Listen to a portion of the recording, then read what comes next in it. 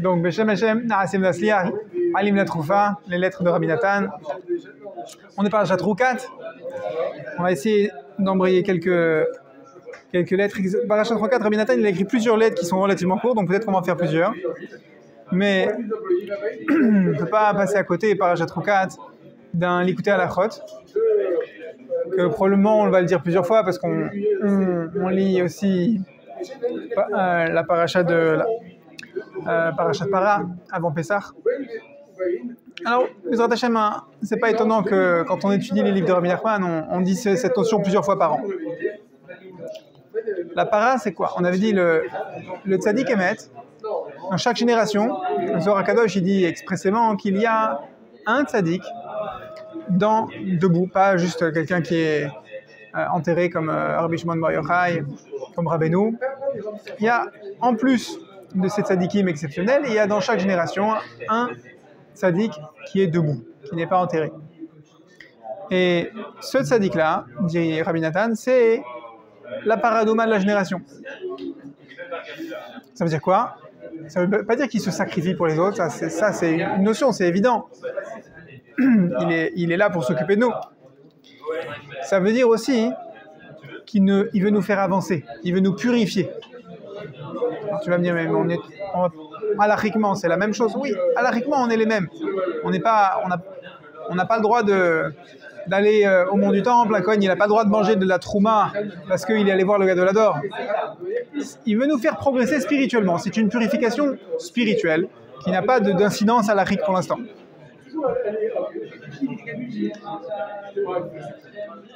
Quand tu progresses spirituellement, tu te rapproches d'Akadosh Baruch Hu. Tu grandis en Emouna. C'est simple.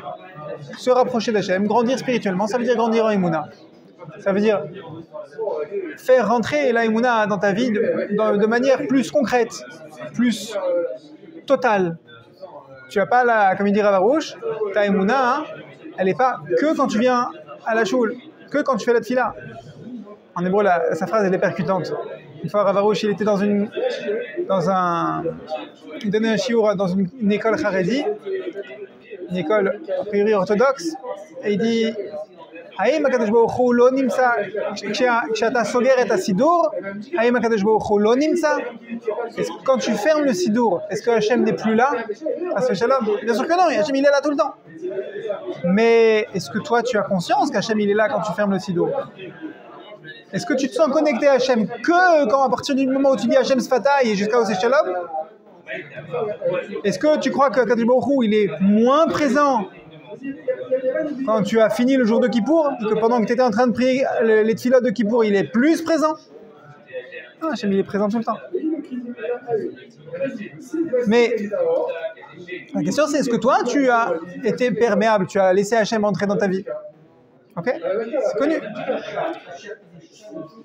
Comment est-ce que on va grandir spirituellement?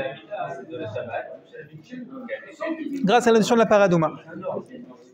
C'est quoi la paradouma? C'est de prendre ton sechel, ton intellect, et d'être capable de le mettre de côté. Si Hachem te donne un intellect, c'est pas pour cracher dessus. Tu peux pas étudier la Gemara, tu peux pas faire un rachi sur la paracha si tu n'utilises pas ton intellect. Et ensuite, quand tu observes ta journée, tu regardes le monde, tu apprécies ta vie, si la première chose avec laquelle tu attrapes le monde, tu filtres ta vie, c'est ton intellect et pas la Emouna, alors tu vas en fait rejeter la vie d'un bloc. Il y a un homme qui devait...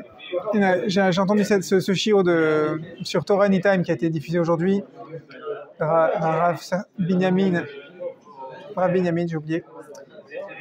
Il dit un homme devait rencontrer un grand professeur pour faire une opération à son fils. Son fils était dans un état très malade. Alors, je crois qu'ils sont partis d'Eretz Israël en avion pour aller rencontrer un professeur aux États-Unis. Et l'avion a eu du retard. Ils sont en train de courir sur la route pour arriver à la consultation avec le docteur. Ils arrivent en retard. Ils arrivent dans le bureau du grand professeur et la secrétaire médicale dit « Vous aviez rendez-vous à telle heure, n'est-ce pas ?» Écoutez, le professeur est parti il y a 10 minutes. ne pouvait pas attendre. Il avait un avion pour pour participer à une conférence. Vous avez raté la consultation. Alors cet homme, il avait une avoda, il travaillait sur sa émouna. Il voulait profiter de cette paradouma, comme on dit. Il a dit, Akadosh Baruch Hu, c'est toi le professeur. Il a pris un verre d'eau, il a fait Sheakol. Et quand il a fait Sheakol, ça l'a frappé. Il s'est dit, Akadosh Baruch Hu, Sheakol, ni Abidvaro. Il a tout créé, il a tout géré. Il a géré aussi que je devais avoir rendez-vous avec ce grand professeur et que je devais rater le rendez-vous. Hachem, il voulait me faire piger que c'est pas ce grand professeur qui va me guérir, qui va guérir mon fils. Il rentre à la maison, vol retour, en Eretz Israël.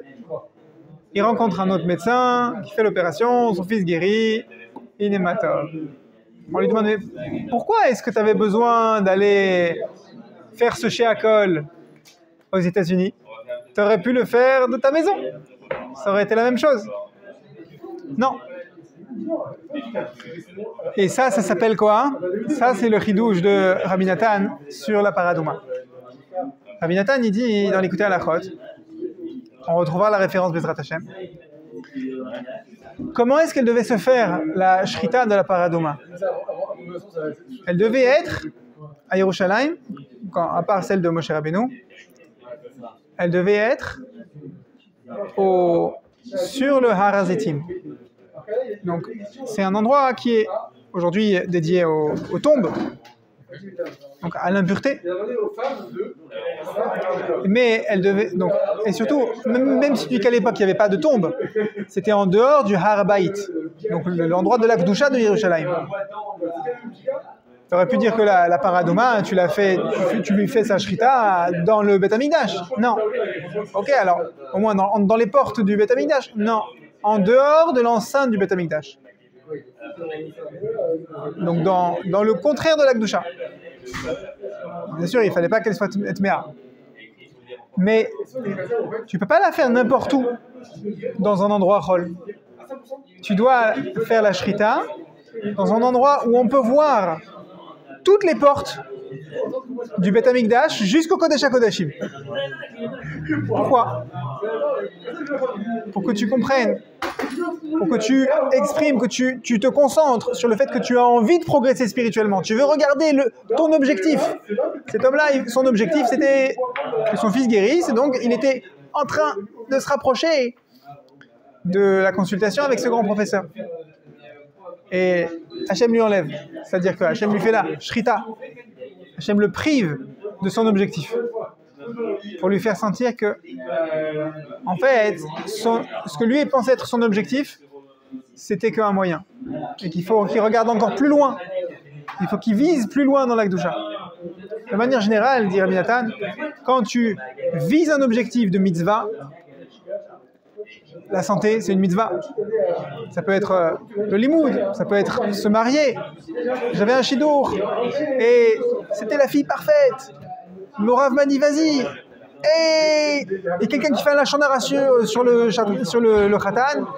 Et la belle famille, elle est la famille de la Kala, elle se rétracte.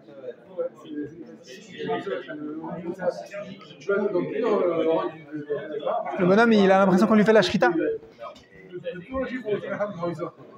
Si à ce moment-là, tu dis Hachem, tu me fais la shrita, c'est toi qui sais où je dois aller, tu acceptes cette shrita, alors tu es purifié. Mais comment ça s'appelle ça techniquement?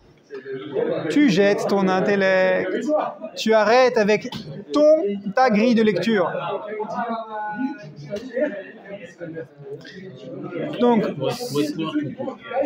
sans plus attendre, on va commencer la lettre P, Bet 82, qui a été écrite par Rabbi Nathan lors d'une parashat Rukat, Motzei Shabbat Kodesh, de parashat Rukat, en 5000. Non, mais ça rentre dans le cours. Il y a pas de 192. Rabbi Nathan, tu poses la question de cet homme-là, il aurait dû faire un bilan, un examen, une introspection, un examen personnel, et se dire, est-ce que il n'y a pas une leçon qu'Hachem veut me donner dans le fait que j'étais en retard. Je suis arrivé en retard, j'aurais dû prendre un vol plus tôt, j'aurais dû arriver un jour plus tôt. Ok. Ça, c'est d'un côté. On a dit, effectivement, pour faire un Cheshbon Nefesh, il faut utiliser ton intellect. Maintenant, Rabbi Nathan, dans ce chidouche sur la paradouma, il veut nous faire profiter d'une opportunité qui s'attrape avec la Emouna. Donc, c'est pas avec le Sechel. Cette opportunité, elle s'attrape quand on fait un focus total sur la Emouna. Ravarouche, si tu veux une pirouette pour te répondre avec le Sechel, Ravarouche, il dit Meforach, explicitement, la Emouna, c'est un très grand Sechel. Ça veut dire quoi? Alors, il faut jeter mon intellect pour la Emouna ou pas? Non. La Emouna, c'est pas quelque chose que tu vas inventer, que tu vas invoquer sur un pied. La Emouna, c'est quelque chose qui se travaille, qui prend du temps. C'est comme les Avdil Ben Kodesh Lechol. Einstein, il n'a pas pondu sa théorie de la relativité en un instant. Son E égale MC2, nous on l'écrit en SMS, mais il y a une démonstration derrière. Cette démonstration, même s'il y a un prof de maths, il sait l'écrire en 1 heure au tableau, je ne pense pas que Einstein il l'a pondu juste en 1 heure. La Emouna, les Avdil encore, c'est pareil. Ça nécessite de se poser. Ça nécessite des étapes. Peut-être c'est ça aussi que nous dit en filigrane, ce que Rabbi Nathan veut nous faire lire dans la paracha en filigrane, c'est que il faut que la para, la vache rousse, elle soit placée en regard du Beth Amikdash. Il faut que la para, celui qui fait la shrita, il voit le Beth Amikdash, qu'il voit clairement les portes extérieures du Beth Amikdash, les portes qui voient la Ezrat Israël, qu'il voit la porte du Kodesh et la porte ouverte du Kodesh, qu'il voit à travers le Oulam, là où il n'y a que les Kohadim qui ont le droit de marcher, qu'il voit le Kodesh à Kodashim. Il faut qu'il voit cet enchaînement pour prétendre grandir en Emouna, pour prétendre te purifier spirituellement. Il faut que tu aies conscience que il y a ton endroit spirituel et il y a mieux. Et il y a encore mieux. Mais pour avoir cette conscience-là de cette progression, ça prend du temps. Ça, c'est un sechel, si tu veux. Ça prend du temps. Mais tu as raison, le cheshbon nefesh, l'introspection, le bilan personnel, doit être fait aussi. C'est pas parce que quelqu'un il travaille sa Emouna qu'il est dispensé d'avoir une introspection plus détaillée sur ses actions, sur ses paroles et sur ses pensées. Rabbi Nathan écrit donc, après avoir fait la Havdalah, un Motsei Shabbat, de Parashat Chukat, il écrit cette lettre à son fils Rabbi Yitzhak. Voilà, je suis venu à Ouman jeudi soir. Jeudi soir, il y a une semaine. Ça fait déjà plus d'une semaine qu'il se trouve à Ouman, dit Rabbi Nathan. באותו היום לעת ערב, סמוך לכניסת שבת, קודש, אז ארון השם יתברך בישועתו ונפלאותיו הנוראות, שבא האדון הגרדינצ'ה défaut al habinyan akadosh shelanu. Il y a un certain seigneur, je suppose que c'est pas un juif, qu'est-ce que ça change, qui est venu voir leur Beth Knesset. Rabbi Nathan, pourquoi il venait à Ouman, en dehors de Rosh Hashanah? Pour s'occuper de la construction d'un kloïs. Ils ont appelé ça. Le kloïs, c'est pas le tzioun, c'est pas la pièce où se trouve la tombe de Rabbi Nachman. Le kloïs, c'est une salle de prière séparés. Par exemple, où un Kohen peut se rendre, alors que dans le bâtiment où se trouve la tombe de Rabbeinu, un Kohen, il n'a pas le droit de rentrer. C'est ça le kloïs.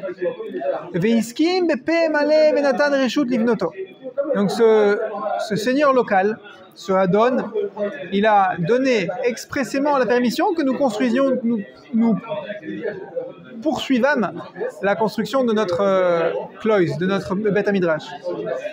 Au Berech Otanu, il nous a bénis, Shinigmor Oto Bekarov, que nous arrivions à le compléter bientôt. Donc ça c'était lors de Parashat Korach. Et mon fils, tu comprendras combien c'est une délivrance, cet assentiment recueilli par le seigneur local. Qui Haïti Mitzape Zman Rav, j'ai beaucoup attendu cette validation. Pourquoi? C'est étonnant, Rabbi Nathan, il attend la validation de personne, il a le monde contre lui et il fonce. Pourquoi c'est important la validation du seigneur local?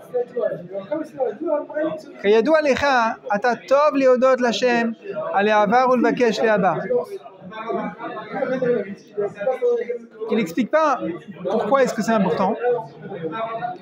On peut justifier comme ça ces mots. Un seigneur local, c'est un représentant de la malchoute, de la royauté. Et même si tu veux dire que les rois non juifs n'ont pas la validité divine de quelqu'un qui est oint par un prophète comme Shaoul, comme David Améler, et toute la descendance de David Améler, comme Mashiach est oint aussi. Malgré tout, un roi, la reine d'Angleterre, le roi de Belgique, le roi d'Espagne, le roi d'Angleterre maintenant, pardon, ils ont un pouvoir qu'Hachem leur a donné. Ils ont une place qu'Hachem leur a donnée. Et cette place-là, elle leur donne une force de tfila. Quand ils disent quelque chose, ça a un impact dans le ciel. C'est ça que Rabbi Nathan il attendait. Une validation d'Hachem. En fait, c'est comme une sorte de Kohen. C'est comme un représentant d'Hachem sur terre. Il n'est pas juif, il est peut-être pas tzaddik du tout, peut-être qu'il a fait beaucoup de mal au Béné Israël, peut-être. Mais Akadosh Baruch Hu lui a donné un pouvoir. Cette souveraineté qu'il a, ça lui donne aussi une souveraineté, une puissance dans ses mots. Et c'est ça que Rabbi Nathan il attendait, je pense. Ve'ata tov leodot l'Hashem. Maintenant, il est bon de remercier Hachem sur le passé et de demander pour le futur. Demander qu'Hachem nous aide à construire. Et à ce que ce kloïs soit solide et qui est durable. Ken yehi Hachem imanu, shenizke le'arbia abinyan beshavua azot, u'gamoro mehera. Qu'on mérite de finir la construction d'une semaine. Comment tu fais tchouva sur 2 ans sur du temps passé à avoir goûté de Dieu? On finit la lettre. Velachem et Yeshua. Je crois que Rabbi Nathan t'a répondu. L'Hachem à Yeshua. C'est une phrase que Rabbi Nathan utilise. Une expression que Rabbi Nathan utilise beaucoup pour conclure un dossier. Là. Pas asseoir son esprit. Oui, au final, ça va te donner du Yishuvadat. C'est toi, tu es dans une attente, tu brûles d'impatience. Et Rabbi Nathan il brûlait d'impatience pour beaucoup de choses. Et il dit, à Akadosh Baruch Hu appartient la délivrance. C'est-à-dire que moi, je brûle, je voudrais être sauvé maintenant. Et Hachem, il sait mieux que moi quand est-ce que j'ai besoin de recevoir cette délivrance. Moi, je voudrais que techniquement ce soit plus tôt. Mais peut-être qu'Hachem il a prévu que ce soit encore plus tôt que ce que moi j'ai imaginé. Ou que peut-être que si je reçois ma délivrance trop tôt, peut-être que c'est prématuré. Donc, il y a un moment auquel Hachem va m'envoyer la délivrance.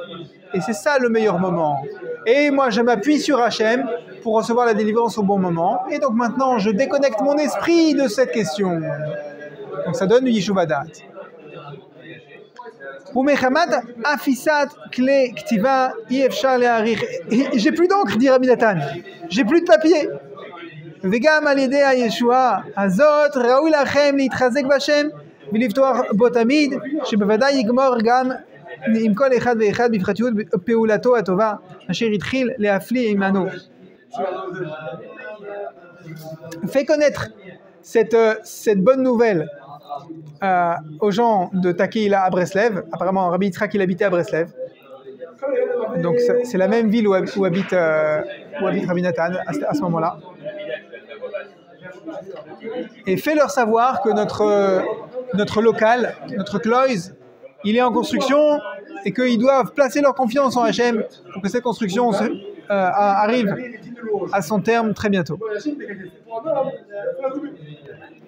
On poursuit dans une prochaine lettre qui a été écrite par Parashat Balak, Parashat Chukat. Voilà. 2 ans plus tard. Encore une fois Parashat Chukat, mais un mardi. Aouvi Beni Chavivi. Je suppose qu'il parle encore à son fils Rabbi Yitzhak. Tu m'as hayali les nachat. Tu m'as fait plaisir. On a avancé à la lettre Resh Kaf Hei, aussi écrite par Parashat Chukat. Où Rabbi Nathan écrit encore à son fils Rabbi Yitzhak.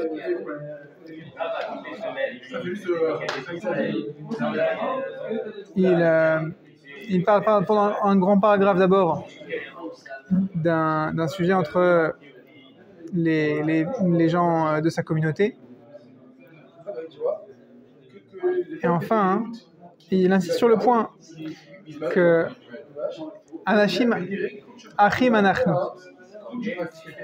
On est tous comme des frères. Je ne peux pas imaginer que les gens des élèves de Rabbi Nathan traitaient Rabbi Nathan juste comme un frère. Forcément qu'il était au-dessus du lot. Mais lui, il écrit: on est comme des frères, ne soyez pas makpid l'un envers l'autre. N'ayez pas d'exigence, n'ayez pas de reproches à faire entre vous. Il faut une unité. Et nous devons nous aimer tellement les uns les autres qu'on est comme un seul homme. Heureux est celui qui n'aura aucune dispute, aucun reproche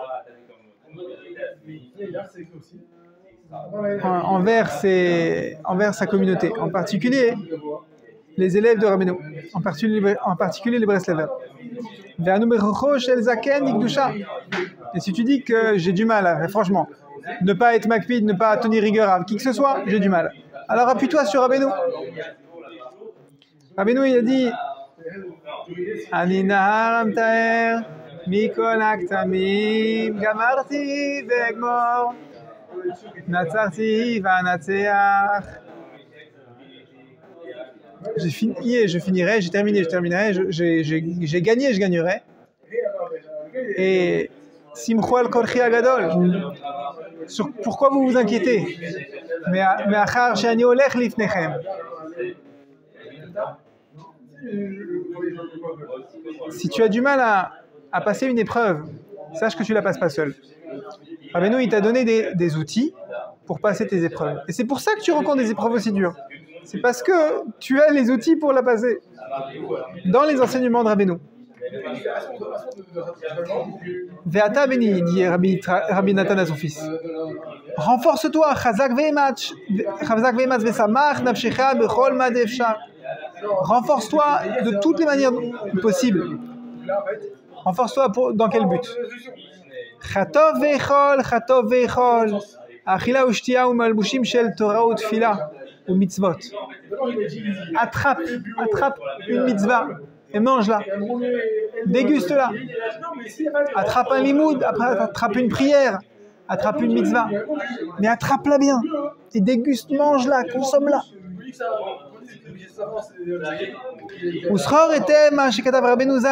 Et souviens-toi bien ce qu'a écrit Rabbeinu. Ashré, heureux, belle est la part de celui qui mange Kama Prakim Mishnayot, qui mange quelques chapitres de Mishnah. Mais Shote Kama Kapitelich Teilim, qui lit quelques chapitres de Teilim, qui boit, pardon, il dit Rabbi Nathan, qui boit quelques chapitres de Teilim, et qui s'habille de quelques mitzvot. Qui chutz misé hakol hevel. En dehors de cela, tout est vanité. Ma yitron l'adam bechol amalo. Qu'est-ce que l'homme il va garder? Sera quoi son bénéfice de tous les efforts qu'il a fait? Si c'est pas des mitzvot. Une fois le Chafetz Chaim, c'est pas écrit, hein, le Rabbi Nathan il n'a pas parlé du Chafetz Chaim qui est né une petite cinquantaine d'années après lui. Une fois le Chafetz Chaim il rentre dans une pharmacie, la pharmacie tenue par un juif qui n'était pas spécialement branché à la Torah. Et lui, il est comme ça à la caisse et il lui dit « Ah, qu'est-ce que je vous envie !» Il y a un truc là. Le pharmacien, chef de la pharmacie dit Rav, comment vous pouvez m'envier? J'envie votre part au monde futur. Quoi? Quel rapport? Vous avez une part, la baba forcément meilleure que la mienne. Mais tu vois, je suis en train de calculer à chaque fois que tu reçois un client, que tu lui donnes un médicament, ou plusieurs médicaments, ou un conseil, tu dois avoir une part de Olam Haba à perte de vue. Mais c'est mon métier, c'est mon travail, je gagne de l'argent comme ça, je les vends mes médicaments, même un conseil, je peux le vendre. Oui, c'est vrai, mais ça c'est pour que la boutique elle tourne. Si tu ne prenais pas d'argent pour le médicament, alors la pharmacie devrait fermer. Et donc on ne pourrait plus venir se servir en médicaments. Donc il faut bien qu'il y ait un fonds de roulement. Mais Rav, je fais un très gros bénéfice. C'est pas qu'un fonds de roulement. Bah, au Hachem, j'ai un gros bénéfice. Bon, mais ça vaut le coup. Tu le mérites. C'est le prix du médicament. Tu peux pas vendre en dessous de la valeur du marché.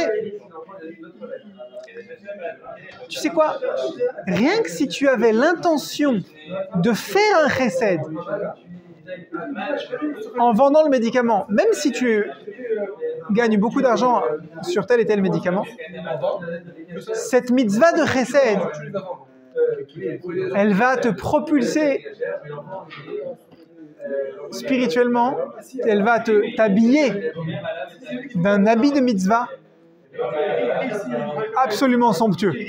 Et là, je suis jaloux de toi.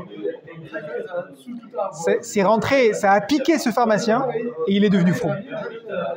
Ça lui a donné envie de faire des mitzvot, ça lui a donné envie d'être aussi qu'il est investi, professionnel et riche, comme le Chafetz Chaim lui a révélé en chesed.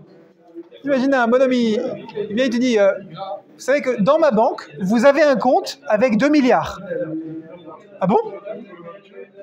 Qu'est-ce que tu vas faire? Tu vas rentrer, tu vas apprécier ton compte en banque.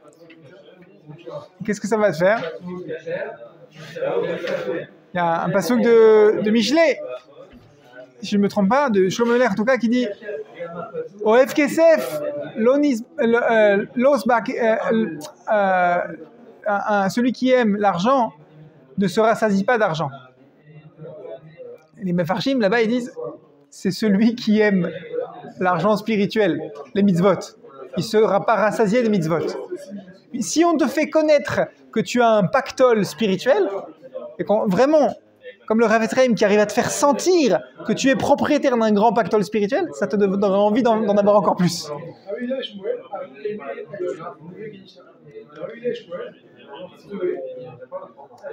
Alors, Maïtron, si c'est pas que tu es occupé à faire une mitzvah, même si c'est dans ton travail, il a un tzad, il a une facette de mitzvah. Alors, quel bénéfice tu as? C'est plat, comme tu disais tout à l'heure. Si quelqu'un il est dans son travail comme un trader à la bourse, il est là que pour le profit, Peut-être qu'on peut faire... J'ai connu un trader Froome. Il a certainement un côté de mitzvah dans son travail, une kavana de mitzvah. Mais s'il ne l'a pas, alors son travail, il est kochol. Au final, même s'il a fait des milliards avec ça, quel bénéfice il a?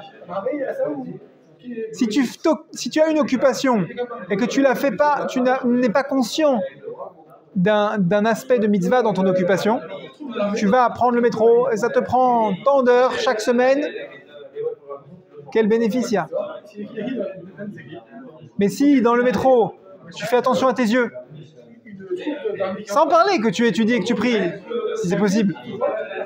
Si tu fais attention à tes yeux dans le métro, si dans le métro tu fais attention à laisser ta place à une personne âgée, tu gagnes combien là? Tu gagnes des milliards. Donc c'est ça qui Rabbi Nathan, il veut piquer son fils. Maïtron, c'est quoi le bénéfice de tes efforts si c'est pas que tu fais des efforts pour engranger Torah, Tfila et autres mitzvot? Mais im ki hu davar yadua lakol, tzrichim lachazor zod bechol yom. Et tout le monde sait ça. Mais malgré tout, il faut le réviser. Il faut le répéter. Velishmor hazikaron etev lizkor be'alma deate. Et ça s'appelle dans les mots indémodable de Rabbi Nathan, ça s'appelle se souvenir du monde futur.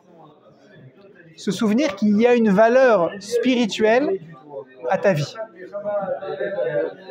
Tu t'es levé, il y a une personne âgée qui est rentrée dans ton RER, tu te lèves et tu lui laisses ton strapontin.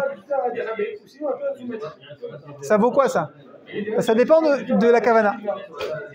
Si c'est parce que tu as honte du regard des autres que tu t'es levé pour laisser la place, alors effectivement, la valeur de la mitzvah, elle est maigre.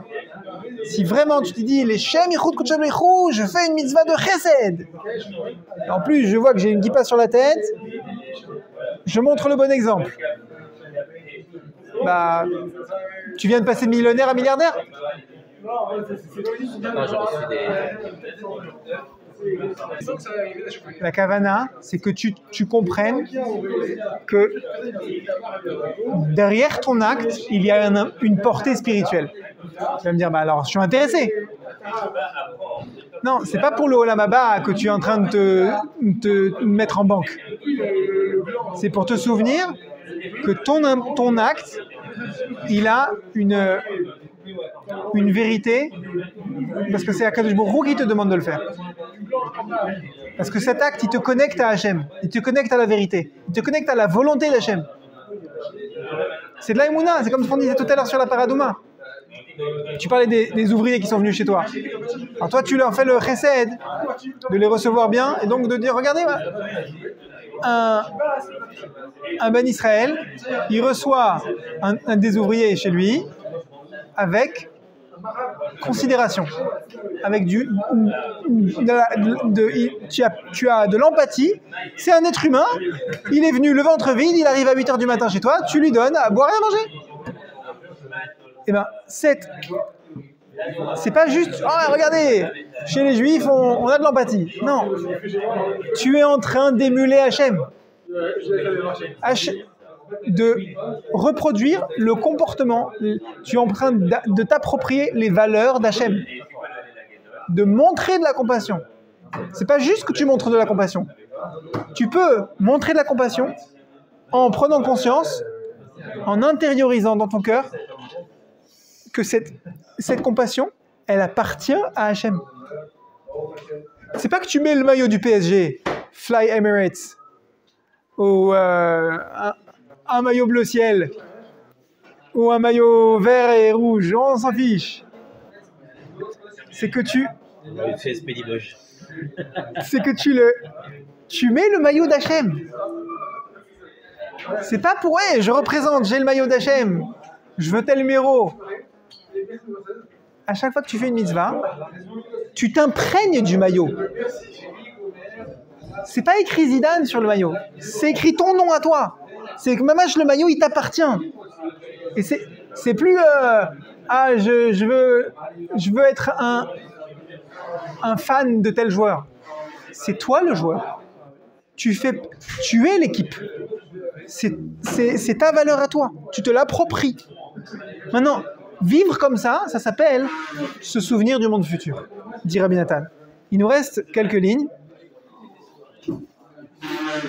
Ve'al yu be'anecha kishanim ela kechadashim. Maintenant, cette notion-là, tu vas dire, oui, mais je l'ai déjà appris quand j'étais au GAN. Très bien. Alors, je t'en prie, dit Rabbi Nathan, que cette notion-là, de porter le maillot d'Hachem, elle ne soit pas à tes yeux comme vieille. Et qu'elle soit neuve, toute neuve, un maillot tout neuf. Vélo, China, Mizkiru, Otanu, Razal, Livracha, Bechama, Lishonot, Kaele, Leval, Nishan, Et, Yamenu. Rabbi Nathan cite le Teilim Lamed Tet, 39, Pasuk Zain, Ach Hevel Hemayon. Ce n'est que de la vanité et du vent que les gens veulent accumuler. Sous-entendu, c'est bien sûr qu'il ne veut pas casser du sucre sur le dos de personne. C'est que si quelqu'un vit sa vie par défaut, c'est-à-dire sans faire l'effort de se souvenir du monde futur, c'est un concept, d'accord. Ça veut dire se souvenir qu'il y a une portée, une profondeur, une valeur à chaque détail de ta vie. À condition que tu te connectes à Hachem. Que tu te souviennes que tu portes le maillot d'Hachem.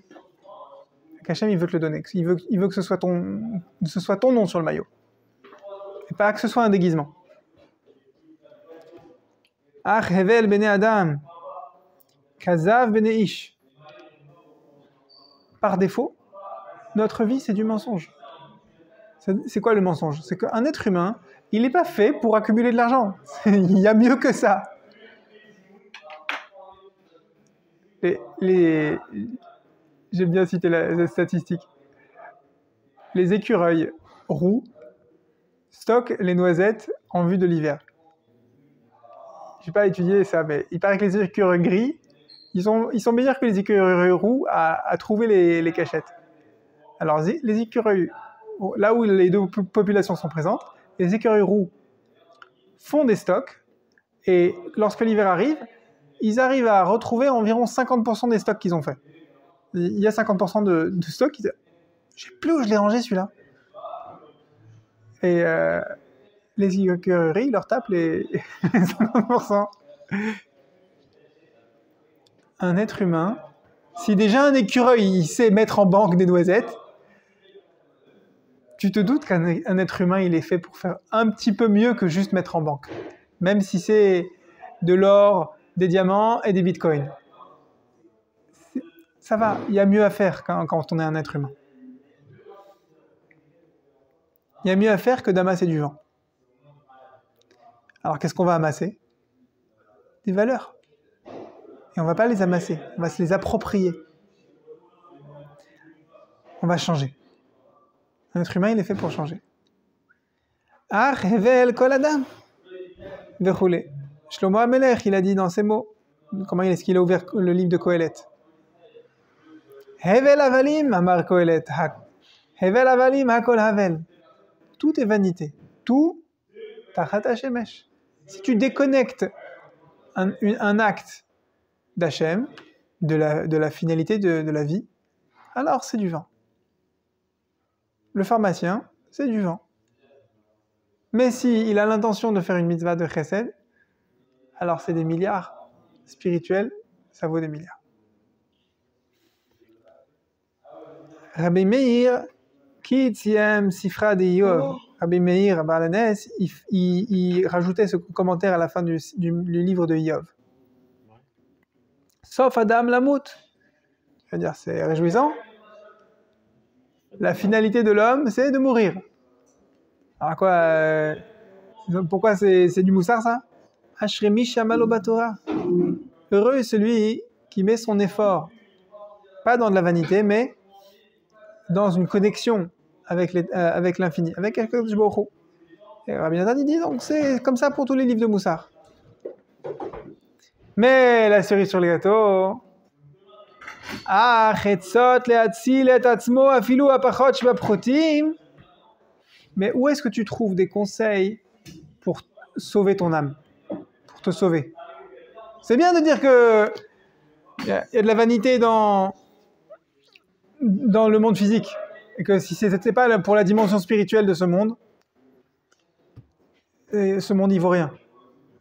Comment tu fais pour te connecter au monde futur?